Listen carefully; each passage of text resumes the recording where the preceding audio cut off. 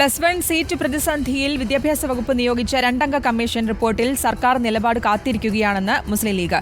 പ്രതിസന്ധിക്ക് പരിഹാരം കണ്ടില്ലെങ്കിൽ സമരം ശക്തമാക്കുമെന്ന് PMA സലാം റിപ്പോർട്ടറിനോട് പറഞ്ഞു. നോൺ ജോയിനിംഗ് വിദ്യാർത്ഥികളെ അപേക്ഷകരിൽ നിന്ന് ഒഴിവാക്കിയിട്ടും മലപ്പുറം ജില്ലയിലടക്കം സീറ്റ് പ്രതിസന്ധി രൂക്ഷമാണ്.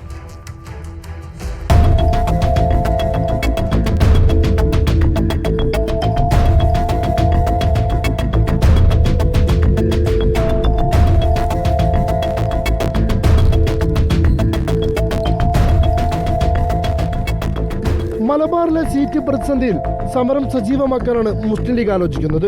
2-അംഗ സമിതിയുടെ റിപ്പോർട്ടിന്റെ അടിസ്ഥാനത്തിൽ സർക്കാർ സ്വീകരിക്കുന്ന നടപടിക്കനുസരിച്ചാവും ലീഗിന്റെ സമരം.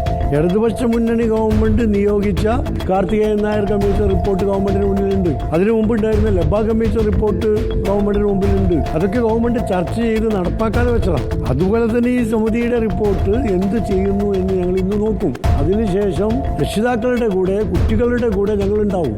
ഒരു സംശയം വേണ്ട. നോൺ ജോയിനിംഗ് വിദ്യാർത്ഥികൾക്ക് സപ്ലിമെന്ററി അലോട്ട്മെന്റിന് അപേക്ഷ സമർപ്പിക്കാൻ കഴിയാത്തതിനെതിരെയും പ്രതിഷേധം ശക്തമാക്കാനാണ് ലീഗിന്റെ തീരുമാനം. VHSCക്കും HSCക്കും വെവ്വേറെ നിയമങ്ങൾ നൽകുന്നതും അപേക്ഷകരെ ഒഴിവാക്കുന്നതും സർക്കാരിന്റെ ദുഷ്ടലാക്കാണെന്നും PMA സലാം റിപ്പോർട്ടറിനോട് പറഞ്ഞു.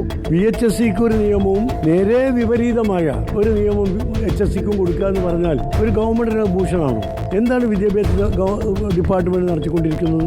754 നോൺ ജോയിനിംഗ് വിദ്യാർത്ഥികൾക്കും അൺഎയ്ഡഡിലടക്കം താൽക്കാലിക പ്രവേശനം നേടിയ വിദ്യാർത്ഥികൾക്കും അപേക്ഷിക്കാനുള്ള അവസരം നിഷേധിച്ചിട്ട് പോലും 16,881 വിദ്യാർത്ഥികളാണ് മലപ്പുറത്ത് സപ്ലിമെന്ററി അലോട്ട്മെന്റിന് അപേക്ഷ നൽകിയത്.